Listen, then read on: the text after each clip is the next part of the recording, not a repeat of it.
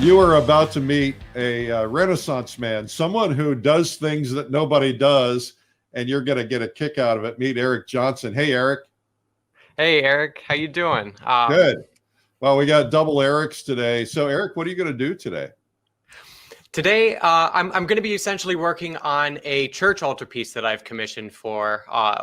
I've been working day and night, just hours and hours. So I'm actually on one of my final passes for one of the portraits. So today I'm going to be demoing how I approach the flesh tones in the final and most important layer, the subtle, almost glaze-like application to create, a smooth transitions in the flesh tones. Oh, that's exciting. I want to see that. I want to brag on you for just a second. First off, you're a phenomenal painter. I had put out the word. I wanted to do for Rembrandt's, the 350th anniversary of Rembrandt, I wanted to do a video teaching Rembrandt's techniques. And I put out the word into the marketplace and said, I'm looking for the best Rembrandt painter alive today. And your name kept coming back and back and back and back. So we did a video together, which I should tell everybody about. And that video, you painted this painting, this Rembrandt painting, that is a copy, and you showed the entire process, and it's on this video, Rembrandt Secrets Revealed. And it is absolutely fabulous. And it's fabulous because it's not only teaching you things that Rembrandt did, it's teaching you things that you can do. But what I love about you is that you're a purist, right? So you grind your own paint. You actually have a paint mill in your house or your studio, which is pretty cool. You grind your own paint. You find your own minerals to grind. I mean, you're totally purist. And then, you go through the layers and layers and layers and layers to accomplish. And I'm the proud owner of that painting that you just showed. I just showed, which is in my office right across from my desk, so I can look at it every day. And so you're a true Renaissance man. I think people are going to love watching you. Wonderful. Thank you. I'm honored to know that the painting has a happy home. Surprisingly, in the midst of the pandemic, I actually did have to sell my mill. So I had, for those of you who don't know me, I actually had a 3-roll mill where I actually would make a lot of my paint in mass quantity as opposed to hand grinding it every single day. Nowadays, I'm actually working with Natural Pigments and Rublev Colors as an ambassador. So one of the main reasons why I used to make my pigments and paint was primarily to avoid all of the manufactured additives. So I like Rublev Colors because they don't have any stabilizers, just pigment and oil. It's just like I handmade the paint. Me having a 3-year-old daughter and being confined to my home studio, I also can't deal with powdered pigments quite like I used to in a paint making studio. So if I need to mull up the colors, I usually just spit it out of the tube, and then I can add any historical additives, powdered glass, calcium carbonate, or any of the other things to adulterate the paint in a handmade way, straight out of the tube. Cool. So I'm still a purist, but I've got a more convenient way to, get started in the day. Well, they make great paints. It's Rublev, R-U-B-E-L-U-V, Rublev. R-U-B-L-E-V. R-U-B-L-E-V. Here, I'll show you. I have their container for the oleo gel. You guys can get the name, R-U-B-L-E-V. And oleo gel is a great product too. Yeah. So, Eric, why don't we get you started and let's see some painting. First off, I'd like to show some of your work real quickly while you're getting your camera set. This is your daughter, right? Mm-hmm. That is Beatrice. Yes. Beatrice, and she's just turned 3. This is your wife, Summer, mm-hmm. And if she looks like someone think about it. Think about the name and the face, and it'll tell you the answer. There's some other. I'll just show you a couple things. There's a self-portrait, another self-portrait. So you can see that Eric is very much in a Rembrandt-esque Renaissance style. He also teaches at the Boston Realist School? The Academy of Realist Art, Boston. Okay. And then here is the reference image of what you're working on now. Is that right? That's correct. Now, is that a painting or is that a person? It's an actual person. It's actually the figure instructor at the school. His name is John Asimakopoulos. He's a really talented and skilled figure instructor that we initially had as a student. I painted him a lot. So when I got commissioned for this altarpiece, obviously being confined to the home studio in the pandemic, I can't work with live models quite like I'd used to. So I used a lot of models that I've already painted frequently. And then what I did was I actually compiled some of the photos and actually did a digital painting on Photoshop to present to the architect and to the church. So I'm using the reference as a guide, more so than strictly copying it. Okay. So I am doing a bit of idealization and almost inventing the painting in a way, as opposed to just copying the photo exact. Okay. But that's another reason why I like to let it go through the filter of actually doing a physically painted color study or doing a digital painting, to where my handwork is already on it. I'm already, stripping away some of the unnecessary details, if you will. Okay, well, why don't we get you set up? I'm just going to make a quick announcement, and that is that the winner of the value specs that help you see your values. Wow, when I look out at the snow, pretty incredible. The winner is Mary Ann Lakey Baisley from Colorado. I wish we should pick easier names. And today's prize is an easel brush clip from easelbrushclip.com. I happen to have one right here, and holds your brushes, and they're pretty cool. All right, Eric, let's do this. All righty. All right, here we go. Wow. All right. So I've already taken. This has been drying for a little bit, so it started to sink in. So the colors got pretty matte finish. What I did was I oiled it out just with a makeup sponge like this, and I used some of that same same stuff. We're not seeing the makeup sponge. Would you show it? Oh, sorry. Okay. Using a makeup sponge like this, I apologize for that. Would you explain what oil out means? So when your painting dries, some of the oil actually gets sucked up into the surface. That's why if you use a lead primed oil ground, or even paint on metal or copper, you deal with much less sinking in. Now, sinking in is essentially the scattering of light. So when your painting sinks in, some of the oil actually retreats into the layers of paint underneath and the actual ground. So it's essentially like a unpolyurethaned wood floor. Once you put the polyurethane on it, it brings out the richness and vibrancy of the wood. The same thing kind of happens when your painting dries. Some of that oil gets sucked up into the surface, and that scatters the light due to the micro rough surface of the pigment kind of protruding off of the surface.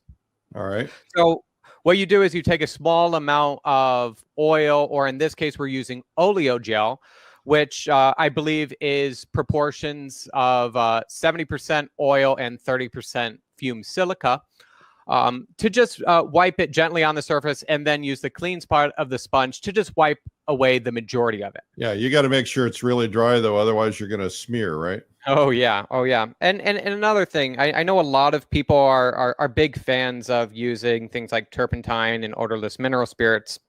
One of the things that I've recently learned is that the use of turpentine or solvents or mineral spirits actually cause your paintings to sink in more when they dry, primarily because they dissolving the oil causes the oil to actually get sucked up deeper or more so into the surface. So if you don't use mineral spirits, your painting won't sink in quite as much. Yeah, I'm suffering with that right now on a piece I'm working on. It just keeps sinking in, and my colors are just not, they're flat. Yeah, it's a heck of a nuisance. What I'm going to do is go through real quickly. Tell us what your colors are, and so from right to left, we've got lead white number 2. That's lead white bound in walnut oil as opposed to linseed oil. It's slower drying and will cause the white to yellow less over time as opposed to linseed oil. Although linseed oil, although it does dry faster, it will yellow a little bit more, but it is superior in its strength. So I've done almost everything on this painting in a lead white number 1, which is a lead white in linseed oil. Right next to that are 2 of my all-time favorite colors. This is lead tin yellow. This is genuine Naples yellow. Here we've got Blue Ridge yellow ochre, genuine vermilion. That's a mercuric sulfide pigment, Chinese vermilion, very similar to like a Chinese cinnabar. We've Very got poisonous. Yes. So all of these, I mean, we've got lead, mercury. I think that it's so important to treat all of your materials with a lot of care. Even the ones that are less toxic, I think a good habit is just treat them all as if they're ready to kill you. I have a permanent alizarin. I don't use a lot of it. If I use even a permanent alizarin, I'll probably only use it in very small areas where I just need a little pop of chroma and darkness. And I'll almost never mix the alizarins, permanent or impermanent, or even a rose madder, with any of the lighter colors. I'd probably only mix it with things like my black. I've got a raw umber from Cyprus. I go back and forth whether I get my raw or whether I use a raw umber from Italy, France, Cyprus, even in England. There's some really good umbers that I like. And then at the end, I've got bone black, sometimes commonly referred to as ivory black. So what I'm going to do to start is I'm going to pre-mix up some relatively decent flesh mixture. So what I'm going to do is I'm going to take just red and white, and I'm going to mix that together. Now, one of the things that I find most important about mixing, especially when your palette is relatively limited, which even on a good day, I don't use many colors. I feel very comfortable with just a handful. When you use just a few colors, you realize it's very easy to create this kind of muddy, murky mess. So ideally, you should mix no more than 2 to 3 colors together in any mixture. And that will allow your paint to be the most vibrant. And I've been told, I don't know if this is true, I've been told if you're going to do that, mix one color at a time and then combine them. I don't know exactly what you mean. Well, in other words, like, if you're going to mix, let's say you're going to mix a white and yellow, and then you were going to mix that yellow into the red. First, you mix the white and the yellow, then you mix the white into the red, and then you mix the 2 combinations. Somebody said yes, it makes a huge difference in how it turns out. That certainly helps with control. I don't do it. I think that makes a lot of practical and logical sense. Just in regards to control, and I'm essentially doing something very similar by just taking the time to mix a few different values of the same colors. So I'm just taking red and white, and then I'm just taking my lead tin yellow and vermilion, and just mixing them together just to get a kind of a peachier color, and then a brighter, truer orange. This will usually get me by pretty far. What I can also do is take some of my umber, do the same thing. This time I'm not going to make swatches, but I'm actually going to mix almost like a gradation. I'm going to mix a gradient. This is going to give me a very warm gray. I'm going to do the exact same thing for black. Some people are very kind of against black. I actually really like the color. I think that if the intention and if the goal is to really create the illusion of presence and absence of light, having a black pigment is really useful, because it's a pigment that absorbs so much light that it essentially looks colorless until we start mixing some other color into it. You know, for example, we mix white into it, and we can see that it has a bluer, grayer appearance as opposed to, let's say, the umber. We have people watching today from Hungary, one in Hungary, another in Budapest, Hungary, Netherlands, Iraq. Hello, Iraq.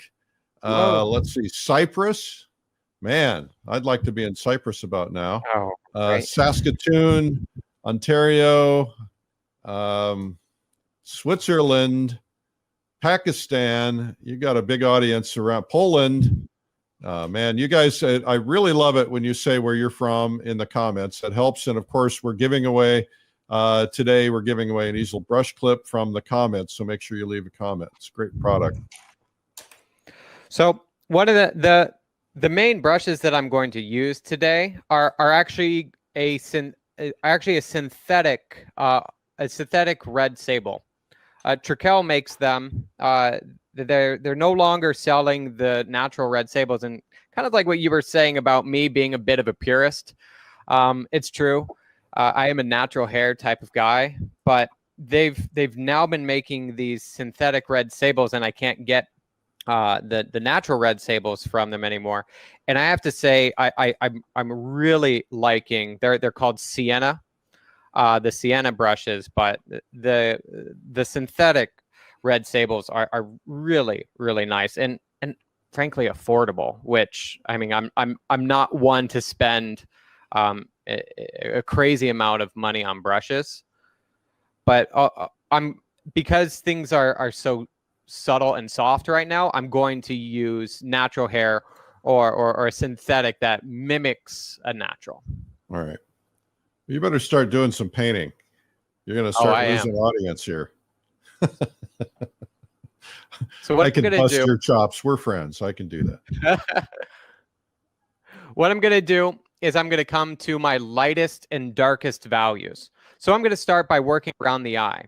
So using just a smaller round brush, I'm gonna make a mixture between my lead tin yellow and my genuine vermilion, and of course white being addition to that. So I once again only have 2 colors plus white into that mixture. I want to make sure that my lightest areas are not leaning towards white, but are still leaning towards color or chroma.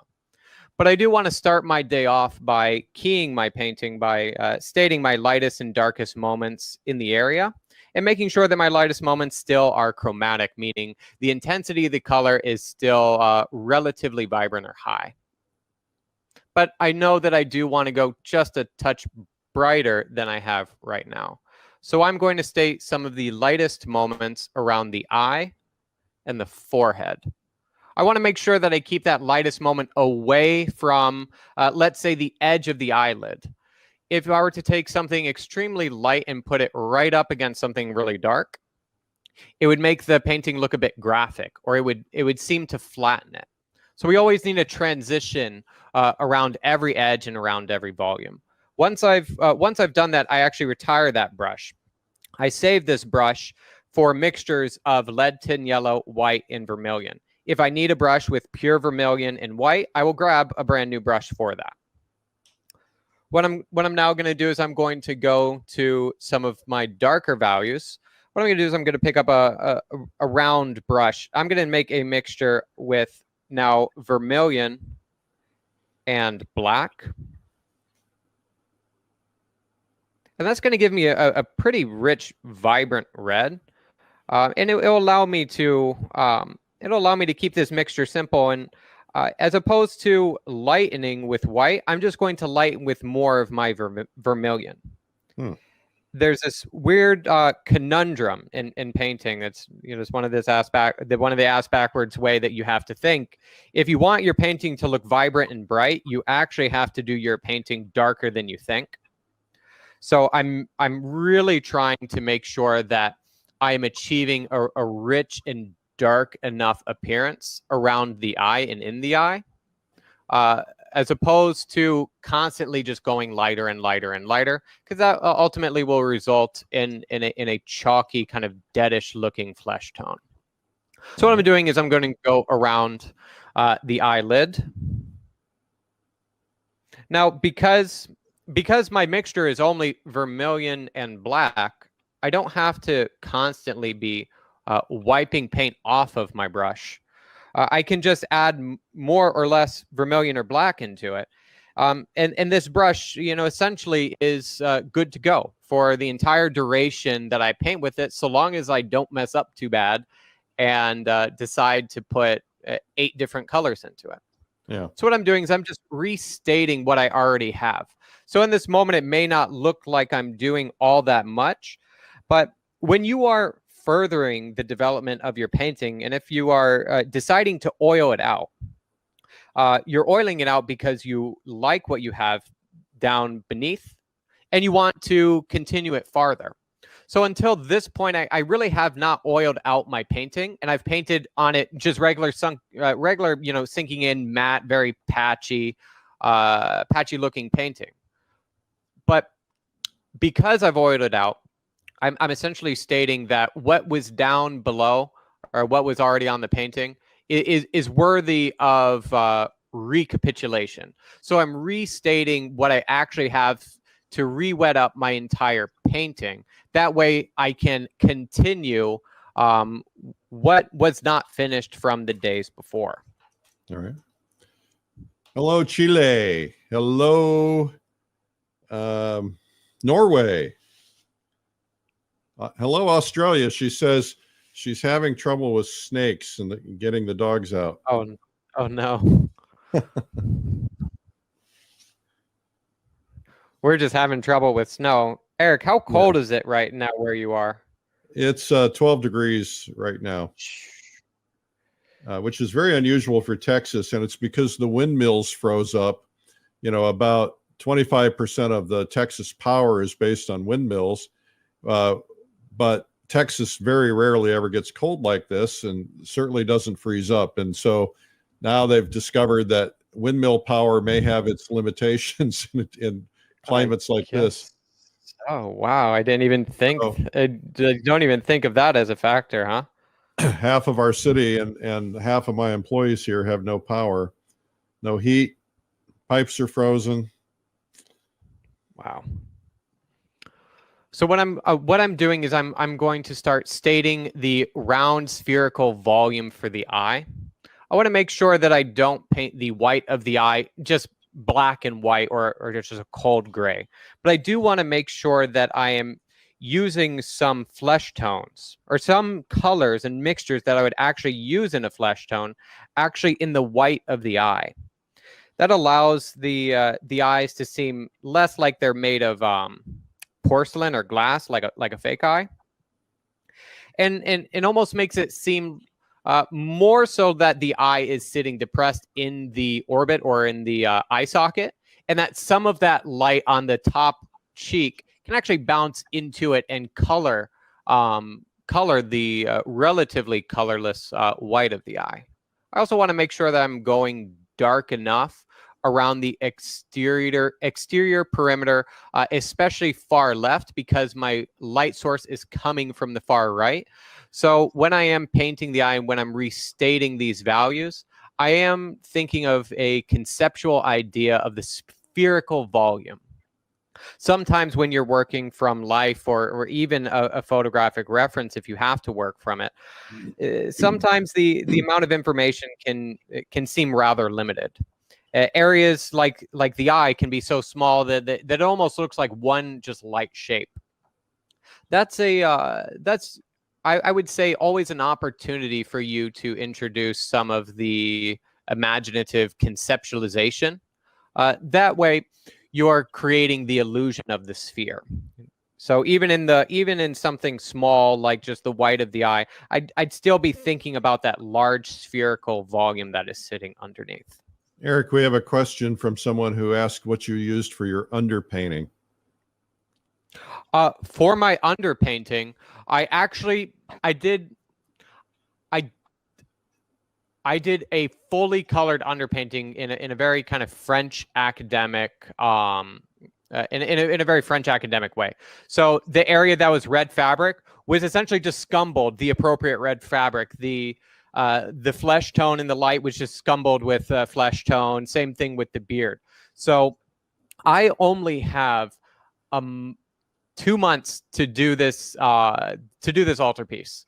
The center panel is 5 feet by 7 feet, and then I've got 2 side panels, and that's what I'm working here on. So I would have done an underpainting if I had the time, but oh boy, I don't have the time. So I actually did almost a thin washy ébauche layer in the beginning. I did not use any mineral spirits. If anything, I might have used a touch of linseed oil or that oleo gel, just to allow me to spread the paint a little bit easier. But for the most part, in this painting, I've tried to go with as direct of an application of color as possible. Before we end the broadcast today, we're going to show we're going to have Eric step back and show as much of the painting as he possibly can. We're getting requests for that. All right. All right. And maybe show us his workspace, your home studio, right? Yeah, we can certainly do that. All right. What I'm doing is I'm going around the eyelid just to put some darkness, because the form of the brow turns in and in and in, and then the sphere of the eye balloons out again. So I just want to make sure that I have some darkness right on the edge of that form, and put a little bit of the same darkness to work on that transition. I've used a new brush for almost every single color at this point. All right. That is a very personal thing. How do you very keep track of them? Do you have a system for knowing which brush is which? I organize by temperature, and I organize by value. Of course you do. Well, it's just it's just like the palette. So painting's hard enough when you don't have a system for organizing. It's like doing your laundry and just throwing them in your closet. You organize where the shirts go, where the socks go, and the same thing on my palette. You'll notice that where I've got light colors up here, I have light mixtures here. Where I've dark colors here, I've got darker mixtures there. It's also separated from warm to cool. And I have a similar thing going on with the brush array that I have. So I'll keep the dark colors together, and then I'll keep the light colors together, and then I'll organize the warmer and cooler brushes within that. Because I only have so many mixtures and so many colors on my palette, it's actually not that difficult to keep them very orderly. Who is the character that you're painting here? This would be Joseph. All right. So it's a nativity scene. So I've got Joseph, Mary, the three wise men, the Magi, and then baby Jesus, and an angel. So you had 6 figures. Yeah. Wow, that's a lot. And how do you get a commission like that? I at the school where I teach, we were actually contacted by an architect company who deals in the remodeling of churches, cathedrals, and things like that. And they were looking for somebody to paint an altarpiece for a new remodel in Highlands, North Carolina. Nice. The church is called the Church of the Incarnation in Highlands, North Carolina. Well, you need to go down for the opening, but you need to wait until the weather's nice. It's a beautiful area. Yeah. It's cold. I'm really looking forward to it. It's going to be. I'm going to be sad when my painting is gone. Spending some. It's always sad to see something. A painting that you love. And don't get me wrong. I've got no issue selling my work, but there are some paintings that are undeniably close or personal. And at this point in my career and in life, I really want to do more paintings my family, and that connect me to my own spirituality. So a sense of devotional painting is something that a direction that I really want my work to go in the future. So once you visit Soroya's studio in Spain, you'll realize the importance of family portraiture. He's got paintings of his wife pregnant, his wife holding the baby, his children as grown-ups, and he always made time for that. And when you see them all together, you realize how historically important it is, because you get a sense of his family life. So you tie that together, plus your spiritual life, you're going to have a really great record of your long life as a painter. Yeah, that's exactly what I think. I've had many moments where I just sat down and just wondered, what am I going to paint? Why am I going to paint it? Why did I choose painting in the first place? And I come back to just painting the things that I love and that mean a lot to me. Mm-hmm. And I found that painting with that intention allows me to put more love and care into my actual work. So I don't like to paint things just to sell them, but I like to paint the things that I genuinely love and would want to see and invest time in. And that is mirrored when I'm even doing things like this. Like I'm taking a lot of care in every single color and value. Now, when I'm mixing flesh tones, I don't want to say that I'm formulaic in the way that I apply them, but I do have a grammar of coloring in the way that I paint. So if my light source is relatively cool, the general light family would be generally cool, and then my shadows would be generally warm. There's a constant opposition that you can see in nature of warm, cool, warm, cool, warm, cool. And of course, warm and cool are relative terms, but I do follow a certain principle in every single flesh tone or every single form that I paint. And I maintain a pattern of warm, cool, from my shadows being warm and my halftones being cool, then my light family being relatively warm, then my highest lights being cool again. If you were to look at the work of Van Dyck, Rembrandt, Rubens, Titian, a lot of those older masters, the 18th century Rococo painters almost over exaggerated those relationships of warm to cool, and in that pattern, that it almost became too formulaic and almost generic.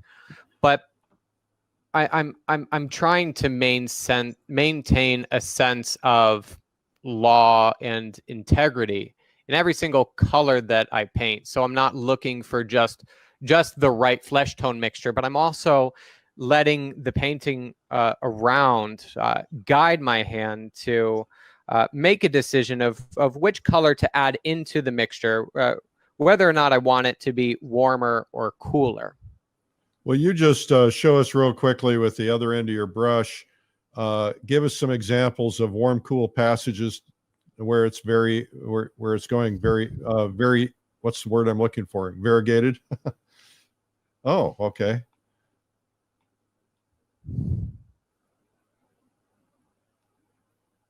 Oh, this is helpful.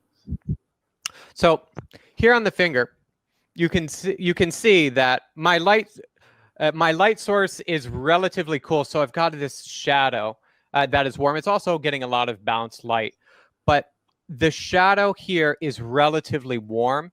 And then the transition coming out of it is this almost greenish bluish hue. Yeah. And then we jump back to the warmth of the regular flesh tones. The same thing is going on here in the face. This transitionary hue here is relatively cool right before it meets the warmth of the cheek. Very helpful. Thank you. You're welcome. Keep it kind of close up anyway. That's good. We can see it. I want to remind you guys that we have a easel brush clip to give away today from easelbrushclip.com, and The way to win is to leave a comment and hope that we grab your name anywhere in the world. And please tell us where you're watching from. And if you're a first timer, please say, I'm a first timer, so we know.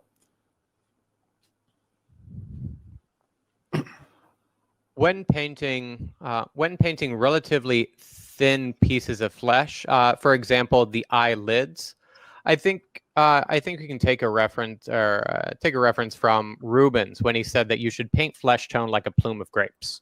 If you ever painted a plume of grapes, you realize that the grapes are filled with water. They're filled with fluid, so the light can always penetrate it. And then on the exterior or the shadow side, there's always going to be this kind of vibrant, warm hue.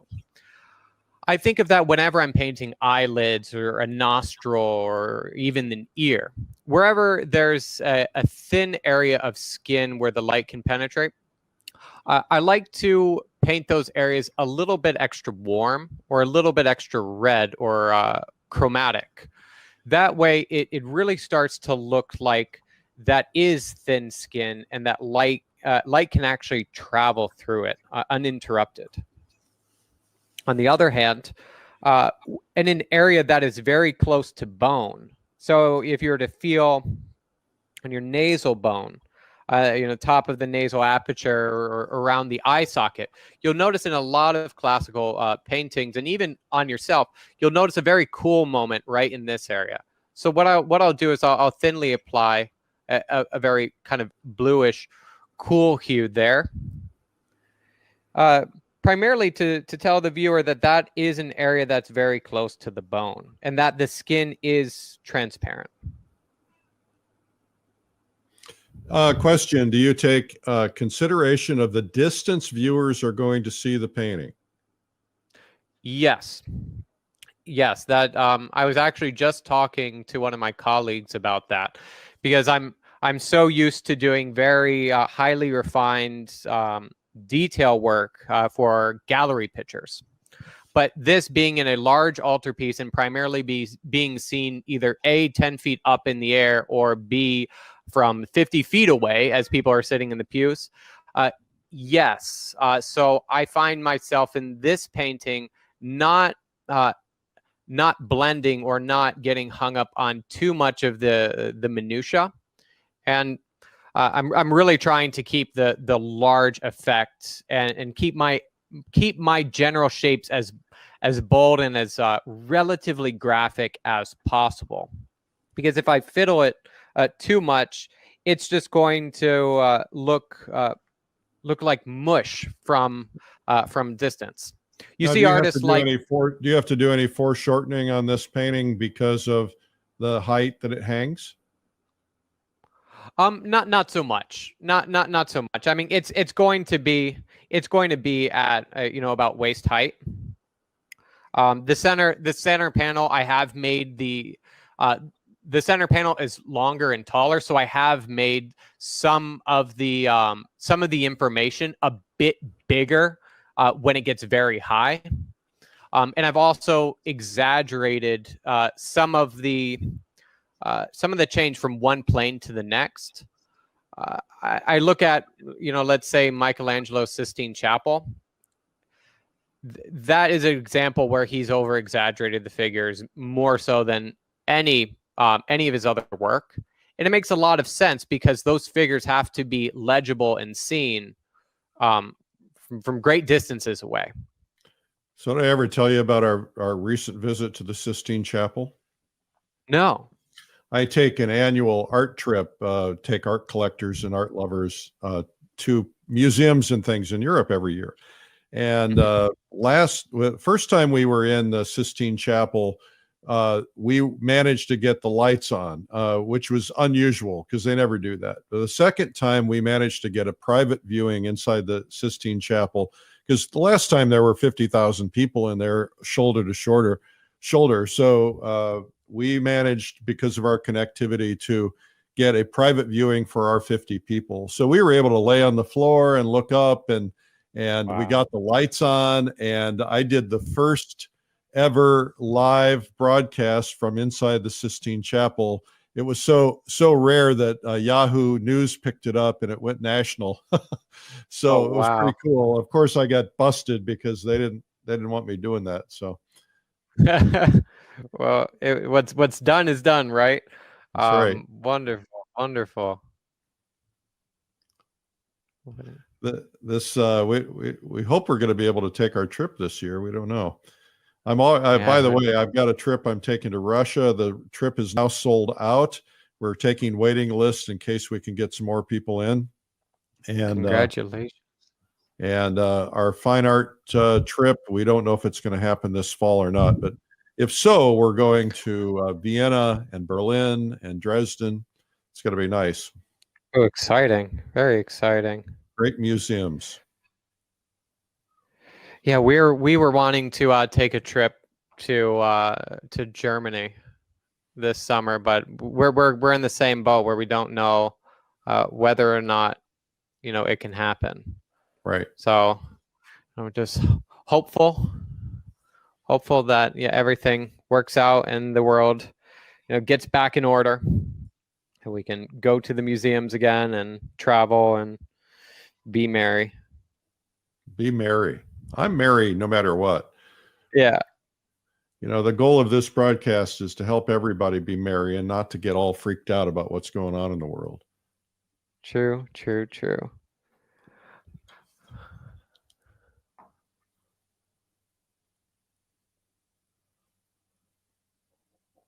I must say that I've never had the amount of time to be in my home studio, and it's been great for me to just be able to devote the time to my artwork. Yeah. Now, have you been able to work with students? You doing them on Zoom, or what are you doing? Yep. So at the Academy of Real Start, I'm the primary person who's doing all the critiquing and teaching at the school for the online part of the program. We do have in person with limited capacity and a lot of kind of safety measures to keep everybody from the students to instructors safe. But yeah, our online classes are filling up. They're the last trimester is already sold out, and we've got lots of workshops, both in person and online that we're doing. I actually That's a great school. Yeah, it's been really good. We were a little bit worried that it wouldn't be like working in life, actually going to the school. And of course, nothing can compare to actually being there in person. But with the way that technology is now, you can still get a whole lot of information and help and critiques on what you're working on, and be able to develop your skills farther, from the safety of your own home. So I've got I've got essentially a drawing tablet to where I can actually draw on Photoshop, and actually make their painting or their drawing lighter or darker, make something bigger or smaller. So it's really intuitive and works out really nicely. I mean, for demos and for workshops, we take this similar approach where you can always see the palette, and you can always see the painting in the same view. So it's been pretty good. Shelley Cochran says Eric Johnson is one of the finest instructors ever. Hi, Shelley. I will see you tomorrow. Shelley's one of the students. So it's a biased answer, but I appreciate you, Shelley, and thank you. And I will see you tomorrow first thing in the morning.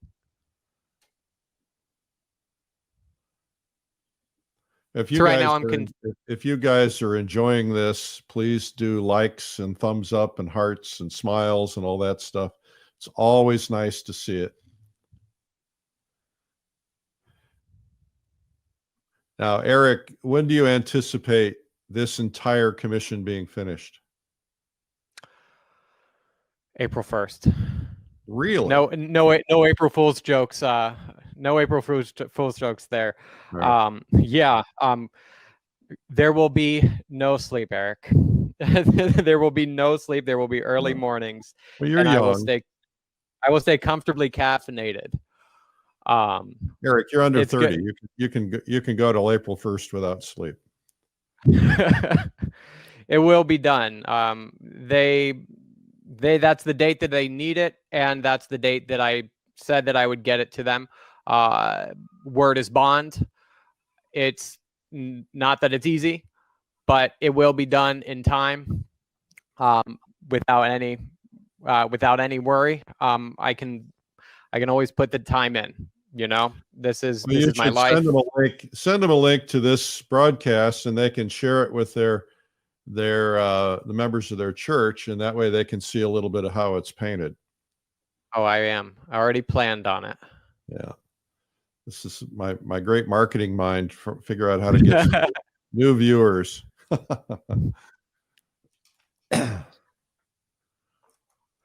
All right, what I'm gonna. Eric is using Trekell brushes, and they are a synthetic red sable.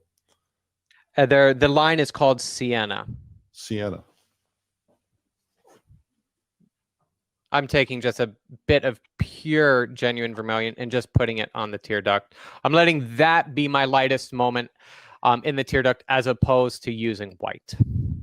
Right. I may need to put a little specular highlight, just a little ping of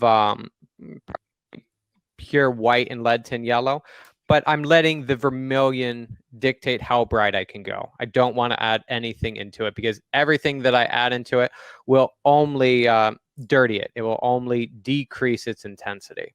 The color is never going to be more vibrant than it is pure and unadulterated. I hope you guys are enjoying this. You know, I'm trying to give you a lot of different variety. You know, there's so many wonderful different styles and approaches to painting. What Eric's doing would be considered tight academic painting. And sometimes we have, you know, very loose abstract painting and everything in between. So it's nice to get a well-rounded education. Absolutely. Eric and I went plein air painting when he was in town to shoot his video. We went out plein air painting. We were trying to paint bluebonnets, but there weren't very many, were there? Yeah, what did we drive around for 4 or 5 minutes? Looking for a field of bluebonnets, and they were just nowhere to be found. Yeah. Boy, we had them this year. We had massive fields of them this year. And they'll be out. They start coming out pretty soon.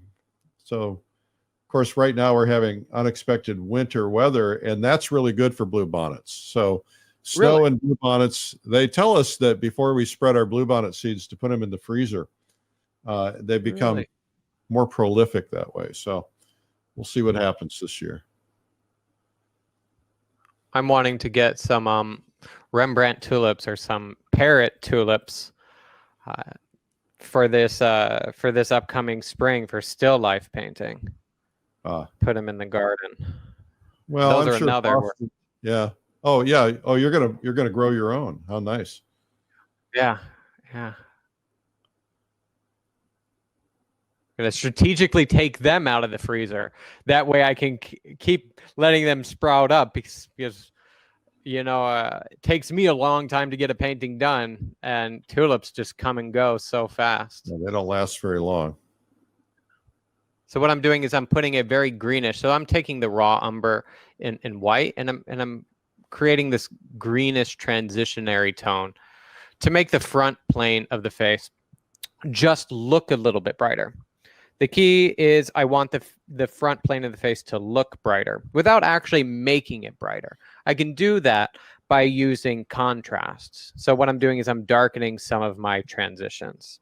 Now what I'm going to do is I'm going to go to that warm moment. I'm going to take some of that raw umber again and mix some of my genuine vermilion in with it. And I'm going to switch my temperature again and move to a slightly warmer hue right on the cheek. Where do you purchase these brushes? Someone is asking. That would be directly from Trekell. Okay. TREKKELL. TREKELL.com. Okay. They have been a vendor at the Plein Air Convention. We'd love to have them back at some point. We'd love to have anybody back at some point, quite frankly, right now. Yeah. We had to cancel the Plein Air Convention this year. So we're doing Plein Air Live again. We've already got a stellar lineup of people, and it's going to take place in April. If you're going to do it, get signed up before the 28th because you'll save a bunch of money. That made a huge difference in the planes. Yeah, thank you. I was going to say those conventions are really just so great. You know, having just been to the FACE conference or the FACE convention, I really enjoyed all that I got out of them.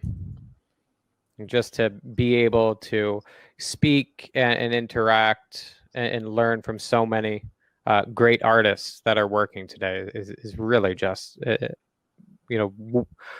well worth the price of admission. I think one of the best parts is not just the teaching and the the onstage parts, but we've got a giant studio, which we've got, I don't know, I think last time we had 9 or 12 models, and everybody's piled around all these models and painting at night together. And then you hang out in the bar with all these well-known artists and get to know them. And it's really a real gift. I hope we're going to be able to hold it. That's going to be in November in Williamsburg, Virginia. So we don't know. We're kind of waiting to find out. Beautiful transition. Well, thank you. So I'm really just trying to keep. You'll notice that the value relationships are still tight, but I'm constantly changing my color. I'm still doing that warm, cool, warm, cool, warm, cool. You can see right at the perimeter of where I'm working right now. See that graphic boundary that I was talking about? That is what I'm working to transition. So I'm just trying to get just slightly lighter than that, but still keep my color relatively vibrant. Okay. Now we've got about 3 minutes left. Time flies when you're having fun. I know, doesn't it? Yeah. So why don't you come back on camera so you can give us a view of the full painting, because we're not going to get this done today. You're not going to get it done for quite a while, I'm sure. Not till April 1st. Not till April 1st. That's right. Give me 1 moment. Let me get this. What I'm going to do is I'm going to take the palette and I'm just going to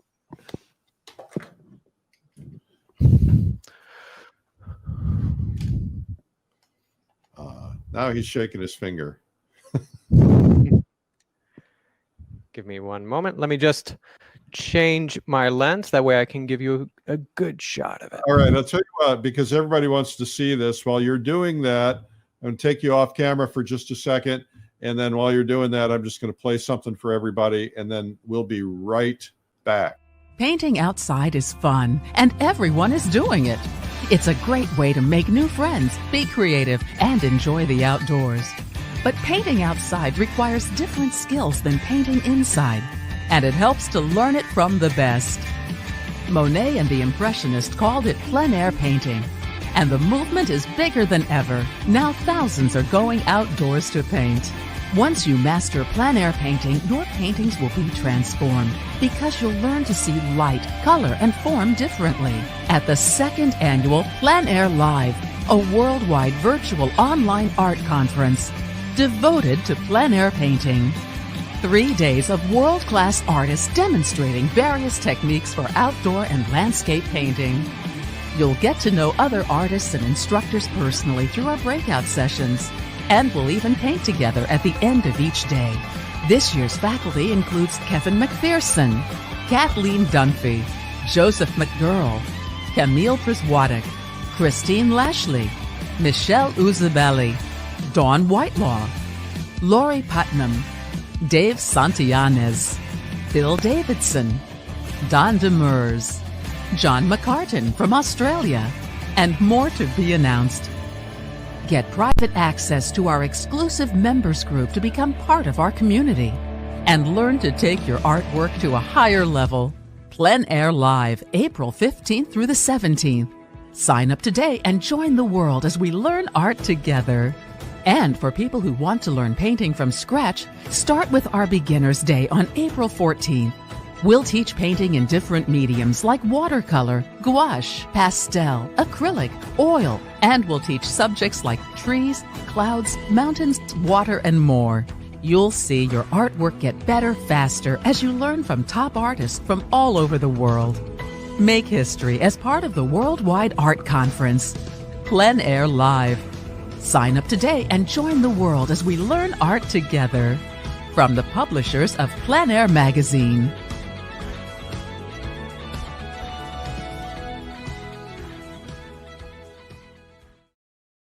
You have about 10 days to get the best price. The price at the end of the month, February 28th, goes up. So check it out. It's going to be phenomenal because we had to cancel the plein air convention. This is the way we get the family together, and it's a really cool thing. We have breakout rooms. We get to know other artists. We have artists teaching from multiple countries, and there's many more to be announced. So go ahead and get signed up at pleinairlive.com. Back to Eric Johnson. Okay, Eric, you're in your studio. So I just want to show this is my setup for teaching. This is where I will do all of the drawing on and critiquing for my students. So as we turn around, there's the painting of my wife. Forgive the glare. I've got my treasure trove. This is where I keep all of my pigments and important and hazardous things. So here's the way the painting looks from a distance. Yesterday, I was working on this. So I'm waiting to start. The two paintings on the side are the side panels. Exactly. And then the big one in the middle will be the big one. Yes, Lord help me. Lord help me. Month and a half. April 1st. So I've spent a lot of time working on the red fabric on this one recently. Still have a lot to do on the flowers. As you can see, that it is, just like I said, just a thin washy layer the beginning, and then I'm going to get real and fake flowers and just paint all of that from life. So although I'm using some photographic reference for the portraits because I have to, I am using fabric, and I've got a lot of other objects to use for the fabric and for the just all of the other things regarding flowers and everything. Outstanding. Well, why don't you come back on camera and we'll say goodbye. Hopefully. Are you coming back? There he is. Sorry. Okay, well, applause to Eric Johnson. This has been a double Eric show, and Eric's been a pleasure to have you here today. And we're learning a lot about painting just from watching those transitions, the warms and cools come together. And we can learn about Eric at his website, which is Eric Johnson Fine Art. All right, and you probably have links to the school and some of the other things that you have today. Yes. All right. So I want to tell you guys, Eric, I'll tell you too while you're on. Today's going to be a real treat. We have today. Well, first off, back in March, I went over to St. Petersburg, Russia, and did a film with Nikolai Blokhin, the great Russian master. And of course, they paint a lot differently than Eric because it's bold, loose, but they're trained in every detail that Eric's trained in. And Blokhin was, for many, many years, the drawing instructor at the greatest art school in the world, which is the Repin Institute, where Ilya Repin attended. And so Blokhin is going to be on today at 3 o'clock. We're going to show segments of the video, but Blokhin's going to be on actually answering questions in the comments today. And that's a very rare thing. So you don't want to miss that. We're going to show how he did this painting. This painting's about 4 or 5 feet tall. and it's from this video. So you're going to like that. Eric, I know you would love it. I know you're going to be busy painting, but you'll be carefully listening on the side. I'll keep the monitor on. That's all I've been doing. That's all I've been doing is, I put you on, every single day. It's podcast and everything. I've got so many monitors at this point that I can just always keep something interesting on to get away from my sterile music choices. So that I keep listening to the same thing over and over too many times. So I switch it up. Well, you've been a real treat today, and I appreciate your friendship. Hope we can get together and go painting again after you get this big piece done, maybe this summer. And Eric, it's been terrific.